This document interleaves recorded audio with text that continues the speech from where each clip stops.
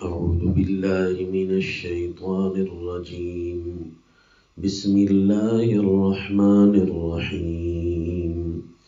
أتى أمر الله فلا تستعجلوه سبحانه وتعالى عما يشركون. سورة النحل پہلی آیت. عطا امر اللہ، آ پہنچا اللہ کا امر. فلا تستعجلوہ، اس اللہ سے کوئی چیز جلدی مت کیا کرو. عطا امر اللہ، اللہ کا امر، اس سے مراد یا قیامت ہے، یعنی اللہ کا امر آ پہنچا، یعنی اس کا وقوع یقینی ہے، یوں سمجھو آ گیا ہے. فلا تستعجلوہ، تو اللہ تعالیٰ سے جلدی جلدی نہ مانگو کہ لے آنا. اور یا امر اللہ سے مراد عذاب کا فیصلہ تھا جو مشرکین مکہ مانگا کرتے تھے کہ اللہ کا امر تو آ گیا ہے. مثلا جس طرح کے بدر میں یا ہر قوم پر موقع بموقع کوئی نہ کوئی جو اللہ کی نافرمانی پر واقع ہونے والے عذاب ہوتے ہیں. سورۃ الانبیاء میں بھی اسی طرح ذکر ہے. پہلی آیت سورۃ القمر کی پہلی آیت میں بھی ذکر ہے. سورۃ الانبیاء میں اقترب للناس حسابهم وهم فی غفلۃ معرضون، لوگوں کا حساب قریب آ چکا ہے اور وہ غفلت میں اعراض کر رہے ہیں. کسی کو پتہ ہو کل تیرا امتحان ہے، آج کا دن اس کا کیسے گزرے گا، کتنی تیاریوں میں گزارے گا. اسی طرح ساروں کو پتہ ہے کہ کل کا دن قیامت کل کی طرح کھڑی ہوئی ہے، اور یہ پھر بھی اس کی تیاری میں نہیں. اسی کو تو غفلت کہتے ہیں. وَهُمْ فِي غَفْلَةٍ مُعْرِضُونَ. سورۃ القمر میں ہے اقتربت الساعة وانشق القمر، کہ قیامت قریب آ چکی ہے، چاند ٹکڑے ہو چکا ہے. یعنی رسول اللہ صلی اللہ علیہ وسلم کے زمانے میں انشقاق قمر اس بات کی بڑی دلیل تھا کہ دیکھو تمہارے سامنے اتنی بڑی چیز، ایک چاند بہت بڑے ستارے کی طرح، بہت بڑے سیارے کی طرح لحظوں میں ٹوٹا نا، اسی طرح قیامت آ جائے گی. فلا تستعجلوہ، تو اللہ تعالیٰ سے جلدی کیوں کرتے ہو. سبحانہ، اللہ شریکوں سے پاک ہے، کم از کم اس کے مسئلے کی طرف آ جاؤ. وتعالی عما یشرکون، اللہ بہت بلند ہے جس اللہ کے ساتھ تم دوسروں کو شریک کرتے ہو. اللہ بہت بلند ہے، ان کے برابر کا نہیں، تو پھر چھوٹے اس کے کیسے شریک ہو گئے. پہلے اس مسئلے کی طرف توجہ کرو. عذاب نہ مانگو، اللہ تعالیٰ سے کوئی چیز جلدی نہ مانگو. مفسر ضحاک کا قول ہے کہ امر اللہ سے مراد یہ عام ہے. اللہ کا امر کوئی بھی ہے. امر اللہ، اللہ کے احکام کو بھی امر کہتے ہیں، اللہ کے فیصلوں کو بھی امر کہتے ہیں. یعنی اللہ کا امر آ پہنچا ہے، یعنی اللہ نے احکام اور حدود اور فرائض نازل کر دیے ہیں. فلا تستعجلوہ، اس اللہ سے کوئی چیز جلدی نہ مانگو. اللہ تعالیٰ نے جو فرائض بھیجے ہیں ان کی طرف دیکھو. جو چیز اللہ تعالیٰ نے بھیجی نہیں اور ابھی اللہ تعالیٰ نے اپنا فیصلہ صادر نہیں فرمایا، تو اللہ تعالیٰ سے جلدی کیوں مانگتے ہو.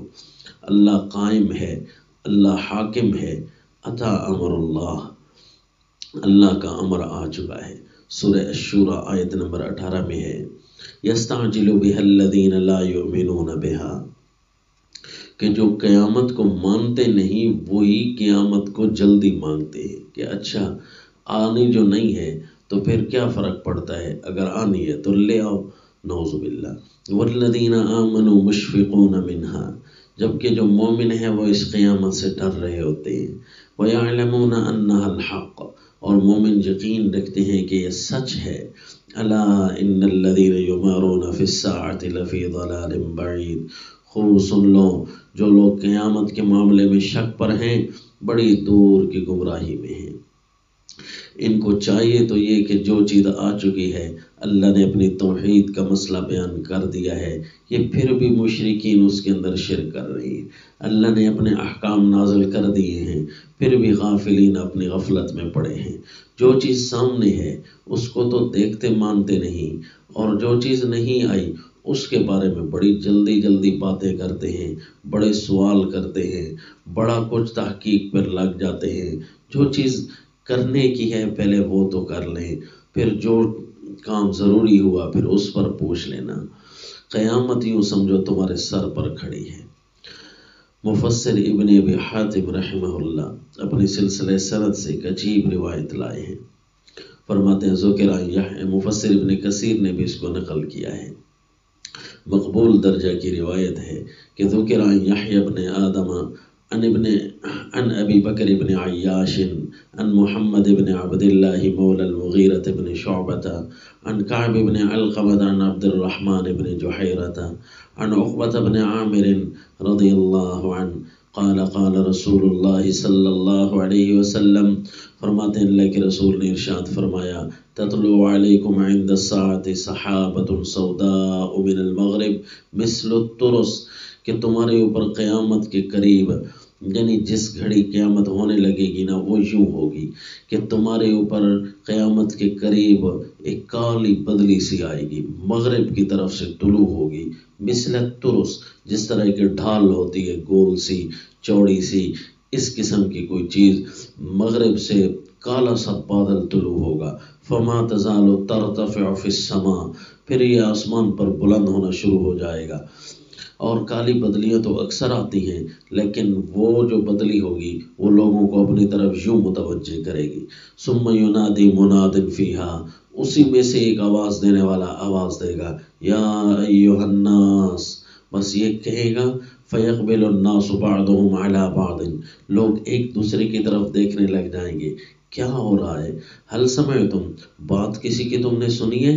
یہ کسی نے یا ایھا الناس کہا ہے، فمنہم من یقول نعم، کوئی کہیں گے ہاں ہم نے سنی ہے، ومنہم من یشک، اور کوئی شک میں پڑ جائیں گے کہ پتہ نہیں یار اس قسم کی سنی تو نہیں۔ ثم ینادی الثانیہ، پھر وہ دوبارہ کہے گا، یا ایھا الناس، اے لوگوں، فیقول الناس بعضهم لبعض هل سمعتم فیقولون نعم، پھر لوگ اسی طرح ایک دوسرے کو کہیں گے سنا ہے تم نے؟ تو وہ کہیں گے ہاں سنا ہے۔